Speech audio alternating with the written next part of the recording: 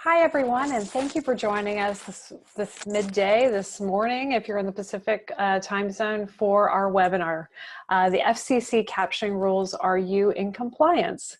Again, thanks for joining us. I'm Michelle Moon Reinhardt. I'm the Marketing Director for latakoo. And if you're unfamiliar with latakoo, latakoo provides video workflow solutions for professional broadcasters and post-production houses across the globe. And we're going to get into a little bit more about what we do in this process in a little bit. So let me just give you a quick rundown of what we're going to be doing today. We're going to spend the first 15 minutes or so going over those captioning regulations. We're going to hear from an attorney who specializes in this field, and we'll get to pick his brain a little bit about that topic. Then we're going to talk a little bit about the latakoo system and our integration with our partner Cielo24 that provides our captions. We're going to show you some workflow solutions that will interface with what you're already doing with captioning and even transcription work. So that's going to be coming soon. So now let me introduce you to our panel this morning. We have latakoo President Jade Kurian with us this morning. Hello, Jade. How are you? Hi, Michelle. Hello, everyone. Thanks for joining us. And we also have our partner, Cielo24, Brian Placas-Chang, the CEO for that company. Hello, Brian. How are you this morning? Hello, everyone. Thanks for having us. Okay, and finally we have, last but not least, is Christopher Bjornson, who's an attorney with Steptoe and Johnson from Washington, D.C., and he represents a wide range of telecommunication clients, and he's going to really give us the lowdown on this captioning stuff. Good morning, Chris. How are you? Good morning, Michelle. Thanks for having me. Thank you. Well, we're going to go ahead and kick it right off with your presentation, and great. I think I have that up right now, so why don't you take it away, Chris? Okay, thank you, Michelle. As Michelle indicated, I'm a communications law attorney here in Washington, D.C., dealing with telecommunications, internet, and media regulation. And over the years, I've represented programmers, broadcasters, and distributors in a number of areas, including closed captioning, video description, and other accessibility issues. What I'm going to do for you this morning is go over the legal background to the rules, the statutory and regulatory provisions that that you must comply with. I'm going to focus in on the rules for TV captioning and then the rules for internet captioning, which derive from the rules set up for television captioning. Then I'm going to talk a little bit about the future of captioning regulation and then how you can stay in compliance. Let's start out with a little bit on the history of closed captioning law and regulation. Oops, back one slide. There we go. In 1996, Congress first adopted closed captioning, a closed captioning statutory provision in Section 713 of the Communications Act, which has now been amended as well by the 21st Century Communications and Video Accessibility Act of 2010. This gave the FCC the authority to mandate and regulate the closed captioning of video programming over both the television and the internet. The initial statutory provision was adopted in 1996 after captioning had matured to a point where Congress thought that it would be wise to mandate it across the board, or at least start the process of mandating it. And so they mandated that the FCC adopt regulations, which the FCC did in 1997. These were phased in over a number of years and then amended in 2008 and 2014. As I said, in 2010, the 21st Century, the CVAA, as it's called, was adopted, and the FCC then adopted rules for internet closed captioning in 2012 and updated those rules in 2014. For both the television and internet captioning, the rules were phased in over a period of time, but now the rules as they exist have been completely phased, so the requirements are there for you to comply with. In addition, in both instances, both for television captioning and internet broadcast or internet captioning, there are notices of proposed rulemakings that give the FCC a framework to modify and place additional regulatory requirements in both proceedings. Let's start talking about television captioning now. Captioning rules for television viewing apply to video programming distributors, which are now defined as, and you can see this up here, any television broadcast station licensed by the Commission, and any MVPD, and any other distributor of video programming for residential reception that delivers such programming directly to the home and is subject to the jurisdiction of the Commission, and an entity contracting for program distribution on a video programming distributor. This is somewhat of a difficult creation, because what the Commission is really trying to do here is reach those, or make sure that captioning goes on television programming, even though the party responsible for the captioning, or who's most logically responsible for it, the program creator, may not be a Commission regulatee. And so what the Commission did was they set up rules saying the distributor has to do it, but the distributor can do it by contract, and had safe harbors for certifications. And now they've expanded that, and you see an entity contracting for program distribution. That gets for more entity into the realm of program distributor. Essentially what they're trying to do is make sure that captioning is done appropriately at each chain in the process. There are some other key legal definitions. Video programming, which is programming comparable to broadcast programming, essentially what you see on television. Oh, wait. Sorry about that. And video program owner, which is the licensee of the programming, or one who possesses the right to license it. The internet captioning rules apply also to video programming owners.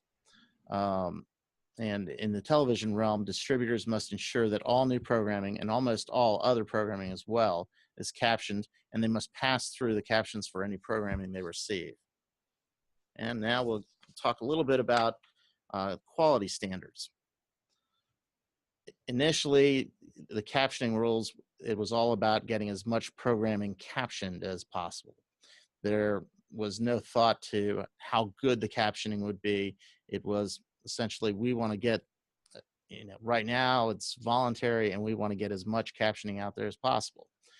And after a 20-year period where captioning is basically universal on television video programming today, the Commission adopted subjective quality standards aimed at promoting accuracy, synchronicity, completeness, and placement. These standards are not a well-defined absolute standard of, say, you need to reach 92% or 78% by some measurement, but at some point in time, those standards might go to some type of metric. For accuracy, what we're talking about is captioning matching words or sounds in the original language, making sure that the punctuation of captions is correct. With synchronicity, we're talking about captions coinciding with the spoken words and sounds, so that it matches up, so you don't have one person saying something and another person having his or her captions put on the screen. Completeness just means that the captions are there provided for the entire program, that you don't miss 5 minutes at the beginning, the end, or somewhere in between. And finally, placement is making sure that the captions are viewable but not obstructing. And so that's where the Commission wants to see 4 general areas of high quality captioning. What the Commission has now done is established sets of best practices. And for programmers, these best practices involve 4 areas. First is agreements with captioning services, so that the agreements have performance requirements, so that the captioning services live up to their end of the bargain by meeting certain best practices. Verification, training, all those should be in the agreements with captioning services under the rules. Operational best practices, this means that the programmers provide the captioning services with appropriate preparation materials, with a quality audio signal, so that the captioning can occur in a intelligent manner. Programmers are also supposed to have monitoring and remedial best practices that include pre-air monitoring, real-time monitoring, vendor emergency contacts, an issues log, troubleshooting protocol, and spot checks. Really, these best practices are thought to be fairly comprehensive. And then the programmer should certify to the commission that they indeed are following best practices. The commission also established best practices for real-time live captioning vendors and real-time captioners. And these practices include metrics to be defined by the vendor so that they can be put into the agreements with programmers and lived up to. These best practices are also fairly comprehensive. The real-time live captioning, I believe, has 18 separate practices that vendors should follow. The reason for these best practices is so that when programmers are providing their certification to a distributor, the distributor can then act on that as a safe harbor, or at least in most cases act on it as a safe harbor, showing that they're in compliance with the FCC's captioning rules. There's certain types of programming that is exempt from closed captioning. This is programming that a distributor does not need to caption. If it is not captioned, it would be exempt in the internet context, and we'll discuss that later on. There's certain programming that has contractual captioning restrictions. This is fairly old programming by this, or these are fairly old contracts by this point in time, contracts dating from before the initial rules in 1997. If the commission waives any requirements, then those are exempt. If you're talking about a program in French, you do not need to caption that. If the programming is primarily textual, then the captions logically would just be an override of what is already text, and that does not need to be captioned. Certain late night hour programming is exempt, but only for about 4 hours a night, I believe between 3 and 7 a.m. Interstitial information, I believe up to 10 minutes is exempt. Programming from licensees of the educational broadband service is exempt. Non-news programming that is local is exempt. New networks for a certain amount of time, the first 3 years, is exempt. Music that doesn't have any lyrics, there's no real way to caption that, so that is exempt. And there are certain monetary levels that will come into play on the next slide as well. If captioning is going to cost you more than 3% of your gross revenue, or if you have revenue under 3 million, you're exempt from having to caption your programming. And also locally produced educational programming is our final exemption. One mistake that a lot of programmers make is trying to take advantage of another exemption, the economic burden exemption. This basically is a case-by-case determination where a programmer will show that its captioning its programming would present an economic burden. Unlike the 12 exemptions I just showed you, this is not a self-executing exemption. While the requirements will be waived until the FCC acts on a request, the FCC generally does not grant these. And when I say generally does not grant, I believe it's less than 5% historically have been granted. And also, when we talked about the programmers with less than $3 million in revenue, or who would have to spend more than 3%, many of those programmers who've applied under the economic burden that would have made it under a self-executing exemption were turned down by the commission. So it's not a wise choice to use the economic burden exemption. I want to talk a little bit about compliance with television captioning. Now, video programmers must submit certifications to the FCC attesting to their compliance with captioning rules or exemption from the rules, and that's under the best practices standards that are now part of the rules. Those certifications are an annual occurrence. Distributors may rely on certifications from programmers as long as that reliance is in good faith. If the distributors are made aware of problems, they need to resolve those or see that they're resolved by the appropriate place in the chain of captioning. Certifications are typically enforced contractually. The commission's rules initially relied only on private contractual arrangements, and now they've increased the requirements or specified the requirements that need to be in those contracts. Now, one exception to distributors being in control, if entities are contracting for distribution and they have editorial control over the programming, they are the ones responsible for compliance, because in those instances, the distributor would not be able to caption the programming itself. A little bit about FCC enforcement.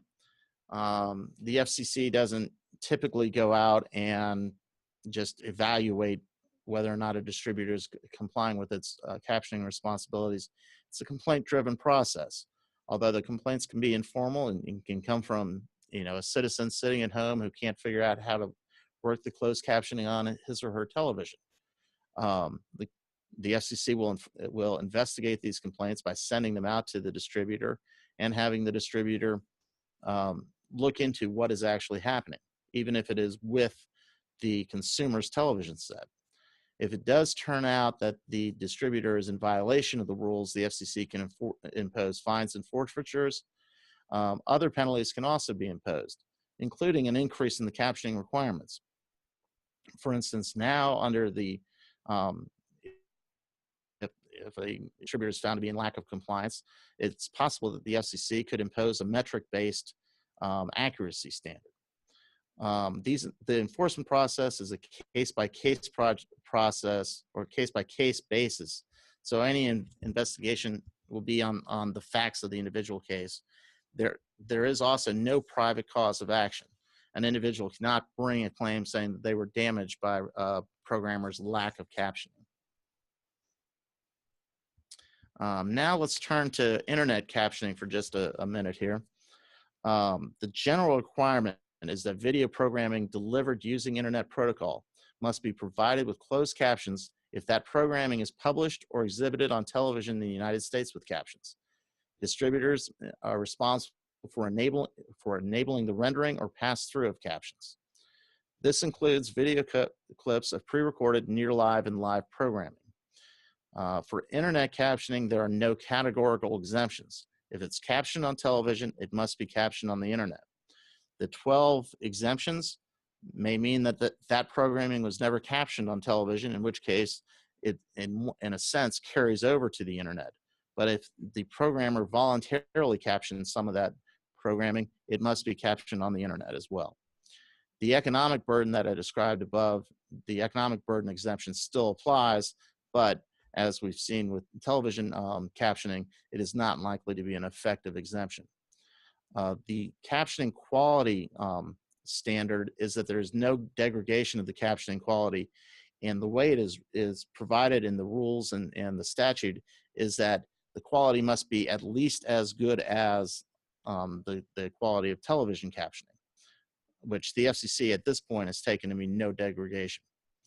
The compliance responsibilities are a little bit broader here. It's not just on the video programming distributors, it's also on the providers and owners of that programming. In part because on the internet, you don't have the jurisdiction to reach the licensees is a little bit less for the FCC. So Congress actually gave them additional authority on captioning over the internet. All of the implementation deadlines that were set up for internet captioning are now in effect, the last one coming on July 1st, 2017. And generally, certification from a video programming owner will provide a safe harbor to a distributor.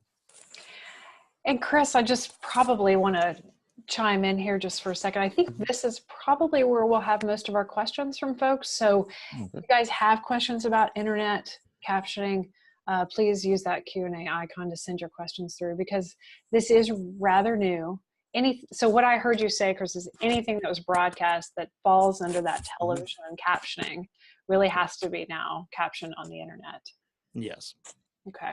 And of course, with video clips, that's one area that that is still being defined. You have, video clips that combine caption material and non-caption material. Those right now, mashups, as I'll discuss in just a minute, they are not required to be captioned yet. that the FCC hasn't put that into the category of material that's been on TV. But they're looking at adopting a rule in that area. And that's the slide we're at right now, the future of captioning regulation. As I mentioned earlier, the rulemakings at the FCC are still open. And this means changes for both television and internet captioning will be forthcoming.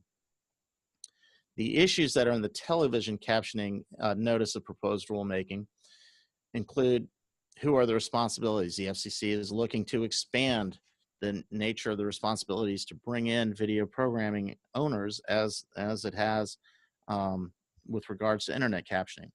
Minimum quality standards, and they're looking specifically there at live and real-time programming, but also at the standards that they just adopted. Whether or not the electronic newsroom technique should be continued, who is responsible for compliance, and what are the metrics for compliance. They're looking at potentially minimizing the exemptions. They're looking at how captioning is displayed, especially on new technologies. They're also looking at obstructions, whether or not there should be standards for blocking portions of programming, whether it be scrolls at the bottom or the actual video. And also looking at how captioning will be incorporated in new technologies, especially HD and other forms of advanced television. For internet captioning, the issues that are in the FMPRM or the further notice of proposed rulemaking include third-party providers and distributors, say a news organization or say a Hulu that has programming that's never been on television, but has other programming that is often over television. Should they be reached in those instances? What are the appropriate grace periods for live and near live programming over the internet? The issue of mashups that I mentioned previously, and then also advanced video clips, i.e. something that's going to be on television later that day and the programmer knows it is, but they tease it on the internet. That teasing, the advanced clip, is not captioned, but should it be? And they're looking to see, they're also asking whether or not they have jurisdiction over those. All this brings us kind of to the keys to the compliance, my, I guess, grand finale here. And I've got 6 keys here that I think anybody involved in captioning, especially distributors, should take into account. First, you should know the technology. Captioning over time has improved through technology and will help industry meet the increased regulatory requirements. It's also helped distributors and programmers exceed captioning requirements in the past and help them serve consumers. One of the things about captioning that is, it is a regulatory requirement, but it's also a benefit to the broadcaster and to the consumer, even if it's not meeting the public interest, or even if the consumer is not interested in or is not deaf or hard of hearing. The second key is to know the rules. Obviously you need to know what you have to comply with. You should consult with experts in these areas and also understand the rules by looking at the provision of the Code of Federal Regulations, Part 79, that you need to comply with. Third is making sure that proper records and certifications are maintained. It's a requirement of the rules that these records are maintained, but it will also help you see that you're in compliance, how you're doing in terms of improving captioning, and where you can go forward. Fourth, and perhaps most importantly, is to include captioning as part of agreements with vendors and programmers so that it's spelled out exactly what their responsibilities are in providing in captioning. Fifth is participating in the process. As I mentioned, these rules are going to continue to change, and you're a stakeholder in the process. The FCC certainly does not want you to fail, and so it needs your input on how the rules can be workable and how the best possible captioning can be provided to consumers. And finally, team with partners who are dedicated to providing high quality captioning standards. This isn't an instance, just an instance of a regulation that you need to comply with. It's something that benefits your consumers and your viewers, and even getting, going as far as you can in providing that high quality captioning is vital to compliance and to serving the public interest. And with that, I think we have a question. We do.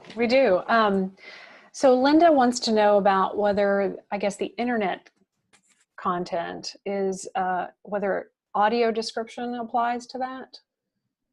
The internet content as in? She says, does this also apply to audio description for web content? So that's my guess, is there's always that audio description, like the door opens or whatever. Does that apply to the internet, the web content?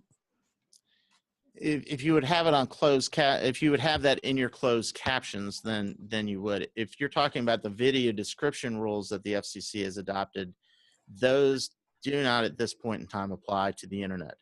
That would probably take an act of Congress. But if you're talking, if in the closed captioning, if you have it on TV as door opens and sound of door opening and something else, then it would be. Essentially what should be captioned, the captions on the internet should be the captions that were on TV or upgraded. Okay. All right. Well, great. Thank you, Chris. There's Chris's contact information if you want to reach out to him directly with additional questions. If we do get any more questions specifically on that new internet requirement, we'll come back to him at the end of the webinar. So I thought, Michelle, I might have seen something in chat. I don't know if you want to check it. Oh yeah, Perhaps sure is. Thank you. Mm-hmm. So Dale has a question. Chris, this would be for you. Does captioning have to be on service CC1, or can it be placed on other available services such as CC3? Caption? Are you talking about internet captioning, or? It doesn't say, but that's my guess. I believe that it's supposed to be CC1, although I will double check that, and hopefully I'll be able to correspond with you by email. Okay. I'll pass your contact information along, Dale, on that. Okay. Okay, well, thank you for those questions, and keep them coming. In order to show you closed captioning and transcription in the latakoo system, I want to first explain latakoo very quickly. So latakoo is a cloud-based platform that is the fastest, easiest, and most secure way to get video from anywhere to anywhere, regardless of connectivity or file size. There are some key components to latakoo. The Flight app, which works on Windows, Mac machines, and on any iOS devices. So you have to have the app to be able to send video files, audio files, any kind of files, digital files through. Another key component is Pilot, which is found on latakoo.com. And Pilot is really your content feed. You can view the content there, you can share it, you can comment and manage, all from right here. When we talk about the captioning transcription integration, there are several workflows that we have enabled for our clients. One is what you see here, and it's available in Pilot. So you could go to Pilot and find the transcription there. And in this workflow, you have these networks. We call them networks here. And inside those networks, which are folders, that's where your content sits. And in this case, this is the latakoo marketing transcription network or folder. And transcription is always enabled for this network. So every piece of content that comes into this network will have transcription. It will go to our partner, Cielo24, and will come back with transcription. And anytime you see the scroll underneath the file, you know that transcription is either coming or it's there. So in order to find it, you click on this plus in Pilot, and you're able to view the transcription. When you view the transcription, it's very clear what type of transcription you have. In this case, it's mechanical transcription, which is 70% accuracy. And here you can go and search for terms. So if I wanted to search a term that might be in this transcript and get to it very quickly, I just put in the search box and find it. You can download the transcript with runtime in several different file formats, which we'll show you later, and also with camera time code here, which is provided by latakoo, and the other files are all coming from our partner, Cielo24. So Brian, it's a good time for you to talk about the different levels of transcription that we can provide through your service. You want to go ahead and do that for us? Sure, sure. Well, thanks again for having us. Cielo24 is a Santa Barbara-based company. We handle millions of minutes of video a month.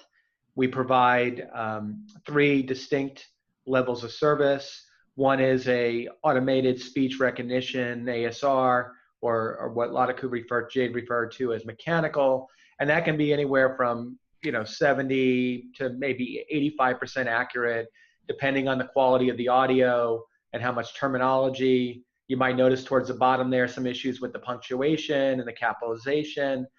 These are things that the machines are not very good at. What's great about mechanical is it's very fast. Obviously, it's low cost, and it gives you a way to search and index your video content. Maybe in the editing process, it's very helpful. The second level we provide is a 95% accurate. So this is a human pass where humans are correcting the machine transcripts. We have a pretty novel way that we do this. We have about 25,000 people around the world who work for us. And think of them like Uber drivers. We'll take a video clip, say it's 5 minutes or 10 minutes, and break it into chunks. After it's machine transcribed, it's sent out to this on-demand workforce where it's up-leveled and quality controlled. And obviously that can be done very quickly because it's broken into pieces and processed in parallel. And then after it's quality controlled, it's restitched together and then time synchronized. And that's our premium level of service, and that's typically around 95% accurate. And then the third level of service that we provide is near perfect service, which is clearly more suitable for FCC compliant captions. And there we do a final human pass with an expert level transcriptionist who's going to review the video end to end and make sure that the video transcript is consistent and accurate with proper capitalization and punctuation. And then we even still do a final level quality control. And so, what I think we're really known for in the industry is our ability not only to scale, because this model of labor scales. We can bring thousands of people onto our network very quickly to handle large volumes. We also can do it very accurately because we have a multi-pass approach with expert reviewers. And then the other thing is we can do it very quickly because of the way we break the videos into pieces, work them in parallel, and then reassemble them. And then I think the last thing with partners like latakoo, we bring together really tight integration into your workflows so that the captioning and the transcription process can happen right as you're producing your videos as close to real time as possible.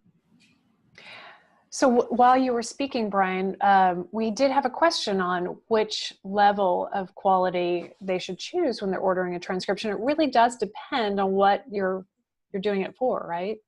Yeah, I think some of our clients, they'll use the machine as like during the compilation process, the creation process, to find content, to find different clips and different subject matter.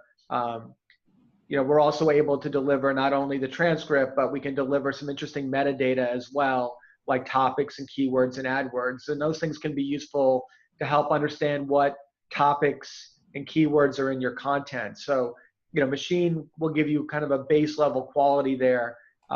For kind of internal reviewing, you'll find that premium is a good quality for that. But when you ultimately want to do your final cut, you're going to want to use a professional. We have a really novel offering where through a single request. First, you get machine as soon as it's available, and then you get this premium 95% quality as soon as it's available, and then you get the final versions of the professional quality that's like 99%, and that happens automatically. We call that progressive return, and that's really the version you're going to want to use to meet closed captioning standards. Yeah, that progressive return is really nice because, especially on something like this, Brian, where you have someone mic'd and they're very clear and succinct, you get something returned very quickly. So if you're a producer or if you're an editor, you can start editing and you can start working with the content, but then progressively the transcription's getting better. So you do get near perfect quality later. So that's really nice. That's correct.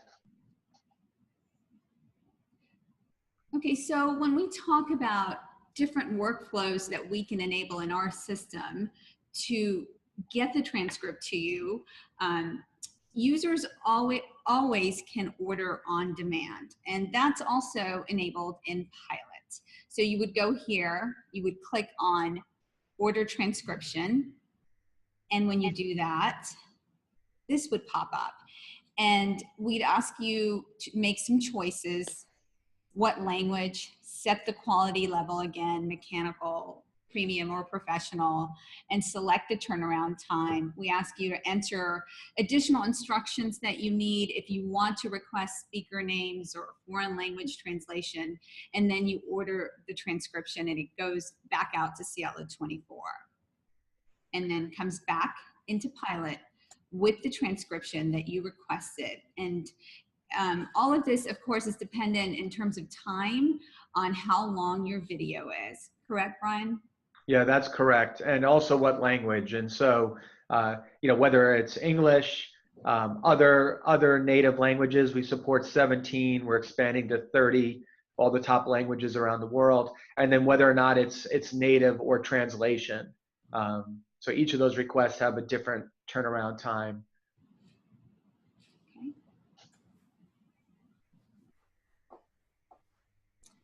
In terms of downloading the caption files, we referred to this earlier.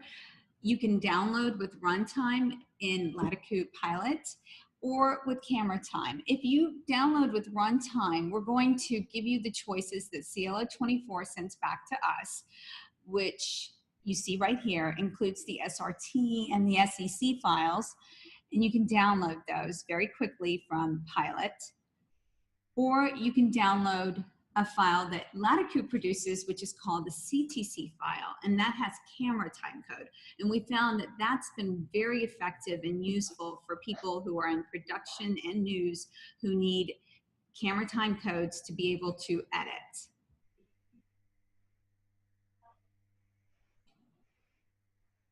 So the simple workflow in terms of transcription within the latakoo infrastructure using Cielo24 is that you are uploading the file through latakoo Flight.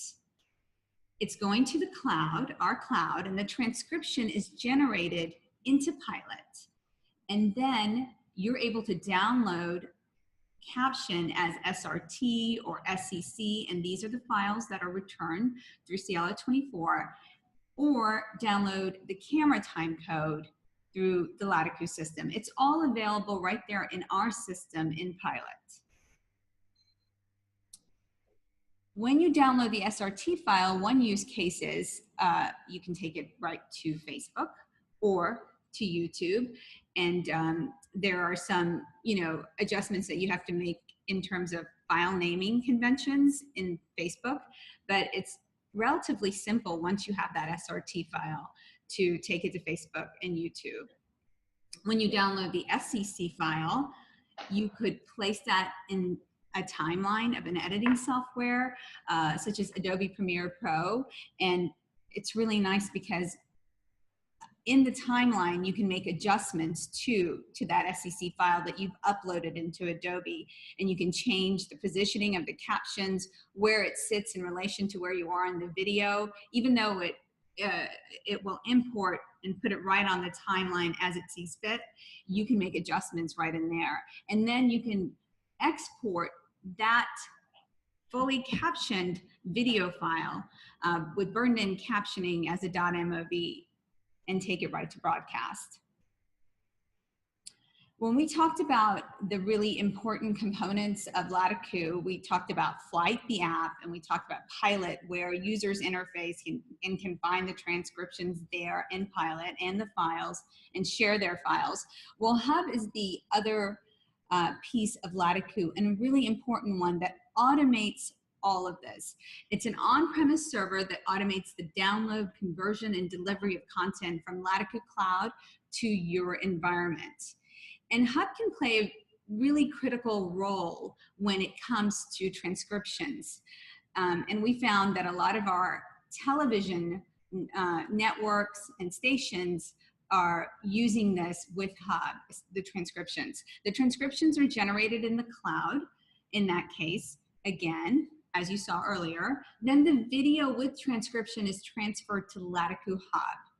And that video is transcoded to your house format, whatever flavor and file that you're using, and then injected into the asset manager. That transcription caption automatically downloaded and attached to the file in the asset manager. So now you have everything there together in the file format that you want with captioning and transcriptions. And that goes in as a locator. So embedded captioning with Hub. We are happy to work with your workflow, and this is a unique workflow that I'm going to show you here. So one of our clients said that what they really wanted was they wanted to be able to, in the field, create an SCC file. They create it with a program, and then they take that and put it into the script field in our metadata on latakoo Flight. So when you use latakoo Flight, metadata program pops up and you're able to change the file name, the script, all kinds of information that will travel then with that file that's uploaded.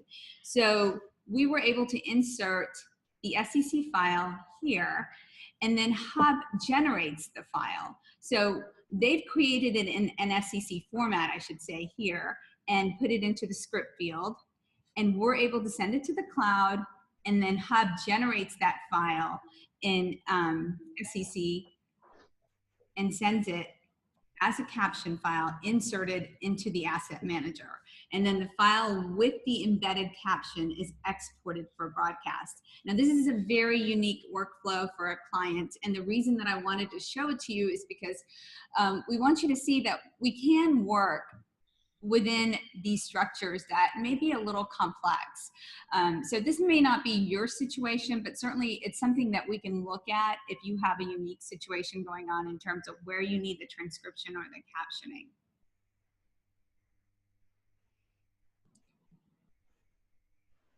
Michelle? Sorry about that. I was answering questions. Okay. Great. So I have a question, not from our viewers, but what can I do as a broadcaster, as a reporter, to make a better captioning quality? Is there a best practice that I should be thinking about? Jade, Brian? Well, I would say that if you want quality transcription really fast with the mechanical, then you should think about how well mic'd your interviewee is. So we've certainly seen files in our system come through and people will send support an email and say, you know, why is the transcription not so good on this? And they'll order mechanical. Well, the person's not on mic. And so you're hearing a lot of other extraneous noise, and it's difficult for mechanical to pick that up. So I would say make sure that whoever you're talking to is well mic'd. That's my advice for the mechanical quality. Now, of course, if you get the better qualities, premium, professional, then I think you're gonna do pretty well regardless, just as long as you can hear the content and hear the person who's speaking. Do you agree with that, Brian? Yeah, I do. I mean, I think, you know, one of the biggest things obviously are You know, like you said, being mic'd, I think background noise is a problem, especially things like music in the background confuses the machine recognizer. So I think those are the things, you know, if you have an accent, or if there are multiple speakers, obviously you want to try to minimize, you know, speak clearly, not blend words together, not have people stepping on top of each other. These are all things that will improve the quality of the transcript. Okay.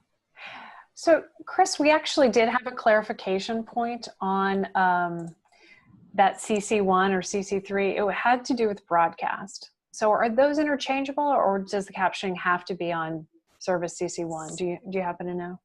I'm going to check on that, but I believe it is CC1, but like I said, I'll check on that. Okay. Since we were talking about internet, I just wanted to make sure that we were both talking about the same thing. All right. Okay. Well, I'll just invite you guys again to send your questions, and this has been really helpful. I think that maybe we could see the system in action. Jade, do you have that ability? Oh, you have Flight up. That's great. So, you know, continue to send us the questions while we kind of demonstrate the product here as well. Okay, so this is the latakoo Flight app. It's sitting on my Mac machine, and we're just going to drag this in. And this is, I believe it's a ProRes file, but a fairly large file. And I'm going to go ahead and set compression on it to pretty high grade compression here. Our Flight app will give you an estimate now, our beta app, depending on your internet bandwidth in terms of speed. So it'll give you an estimate of what your speed is and how long it might take. So if I click here, it will tell you it's going to take about 52 seconds. Now, it's not exact science. We're still in beta, so you might be off by a few seconds or maybe even more if you're in a new condition. And we just click start. You do have to choose the folder that you're sending it to, which I didn't show you, but you do have to choose where you're sending it. That's the other thing you have to do. Choose the compression, choose where you're sending it. And then the metadata that we talked about, where we created that SCC file for one of our clients in Hub, this is what I was talking about. So instead of clip description, you could have script right here. In this case, I'm not going to add anything. I'm going to just let it go up. And while it's uploading, I can go ahead and take you to Pilot, because we do have this exact file that we sent up earlier with the transcription that we can show you. So there's Pilot, which we spoke about as being a critical component. And if we click here, oops, sorry about that. So here's the plus, and there is the transcription. And this is the professional, 99% accuracy. And what we're going to do is search. Let's see, Abu Dhabi. Okay, so there you go. Search works really nicely in this. So if you're in a hurry trying to find something and edit, this is definitely a great feature.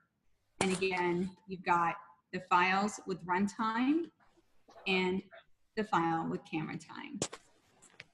So that's in Pilot. And then we talked about your asset manager. This is in Media Central, in Avid Media Central. So the file has now gone through Hub in this process and landed in Hub, and also been transferred to the asset manager, which is Avid Interplay. And in Interplay, you can see how we break up the transcription. And it's all there. Everything that you had in Pilot is now here. Excellent. That's a very quick look at how it works. You know, one of my favorite features is in Pilot, when you do that search, you can actually click on, you can see the markers where that word comes up. You can click on the markers and it quickly find, like you were saying, where that is happening, especially if you've got a very long interview. That's such a great feature. Yeah. But, you know, Brian, going back to this usage, I suppose there is the compliance regulation that we have to follow, but there's also just ease of use. I mean, we're seeing so much captioning now on social media, aren't we?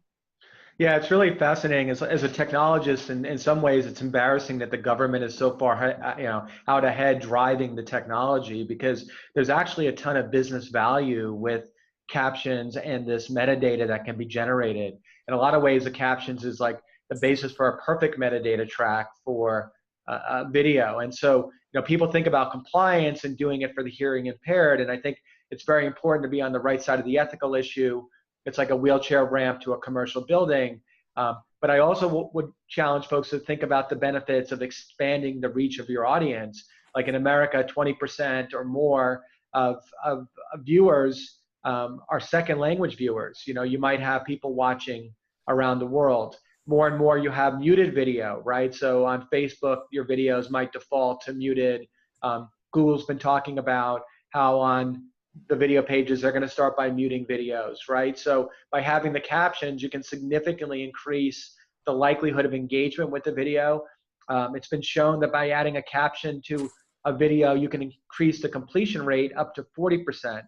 And then obviously there's many other use cases, like you have, say, in an airport terminal, you might have people commuting where they don't have headsets on, or in an office environment where having captions is really a great way to extend reach.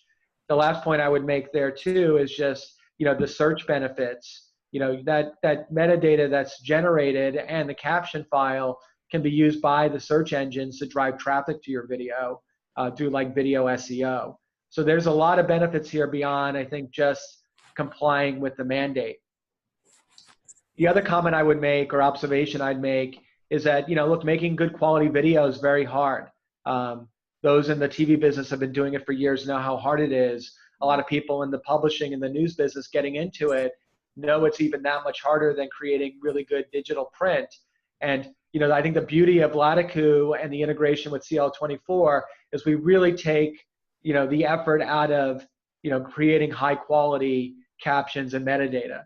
And so just one less thing you need to worry about as you're making high quality video content.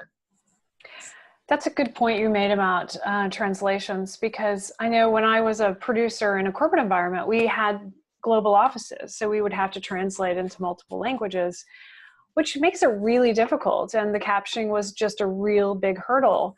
But if this is integrated already into what you're already doing, and the translations can be provided by Cielo24 so seamlessly and integrated as a file or baked in, with SCC, it kind of simplifies that process, which is usually like a whole nother month of production after you get the video finished. So that's a good value. All right, I don't have any more questions, but if you guys do in the audience, please send it to us, and then we're going to wrap up at the top of the hour.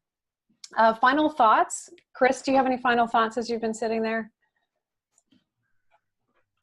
I think Brian's point that, it's not just about compliance, but it's about the quality that Caption can bring to the programming is something very important to remember. I mean, yes, there's the need to comply with the FCC's rules, but, captioning does add value in a number of different ways. And I think that's one reason why, generally speaking, the captioning rules have been complied with for over 20 years, and, why they should be complied with universally going forward. We do have a question that's come in the meantime. Do we need to close caption news conferences that we're live streaming on Facebook or the website? In terms of you're live streaming them on the website and on Facebook, are you also live streaming them on television? Not usually. Yeah, if the answer is no, then that does not trigger the internet captioning rules. Now, that also goes to, one of the things the FCC is looking at. If you are say, I think they're calling it third-party provider of video content. They are examining whether or not, if you typically provide television programming that's captioned, but then you're also providing non-captioned programming that's not on TV over the web, whether or not they should reach that programming. the FCC hasn't really figured out how to do that legally. That's one of the questions they're asking, but it is something they might evaluate as time goes on. Yeah, so much of broadcast is starting to shift, to those more flexible web platforms. So it's going to be interesting to see what happens there. All right. Final thoughts, Jay? Do you have any final thoughts as we've gone through this? Well, I agree with Brian again on the engagement value of captioning, having transcriptions returned, and also in the way our system works with Cielo24 with the integration. This is just one-stop shopping for people who are video professionals and who need to get things done fast. You upload the video, immediately goes out for transcription, comes back. We can add transcription captioning inside of Hub and right into your asset manager. So I do think that this is, a partnership that really works for users who are coming to us looking for solutions when it comes to transcription, captioning, and video workflow. Brian, anything you want to wrap up here? Yeah, I would just amplify that comment. I would challenge all the broadcasters to think about how to leverage this metadata to really drive a better user experience and drive more views. As we're moving to, whether it's Roku or Apple TV, Xbox, these companies are using this metadata in a very clever way. For example, in Siri, you can ask Siri, what did she just say? During a TV show, and Siri will pause the show, rewind 10 seconds, and then show you the closed caption. And so I think you're gonna find as we move forward, and over the top, and with these new digital TV experiences, there's going to be ways to really bring a lot of value, leveraging the contextual interaction with the video that's possible through this captions and metadata. So I think there's a lot of exciting possibilities, and I think, if we think that way, we can quickly, move the technology ahead of just the government mandate. Yes, our lives are all about metadata now. Yeah. We are just metadata. That's right. That's right.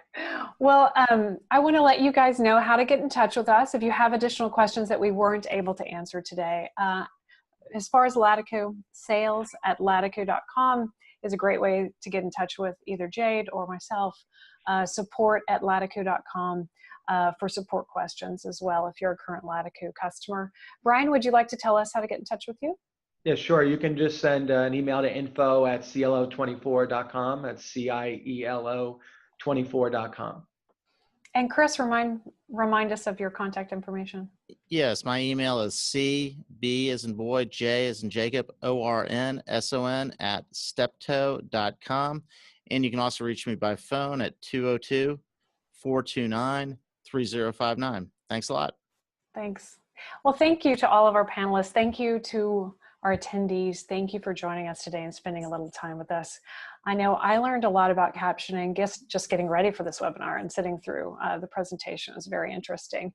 And I hope that you will give it a try. It's a little daunting to start, but it is super simple. I've done some captioning now of my own videos, and it's like, oh, this isn't so bad at all. So give us a call, give us a shout, and we'll help you out with that. So thanks again. Thanks, guys. Appreciate it. We'll see you again next time.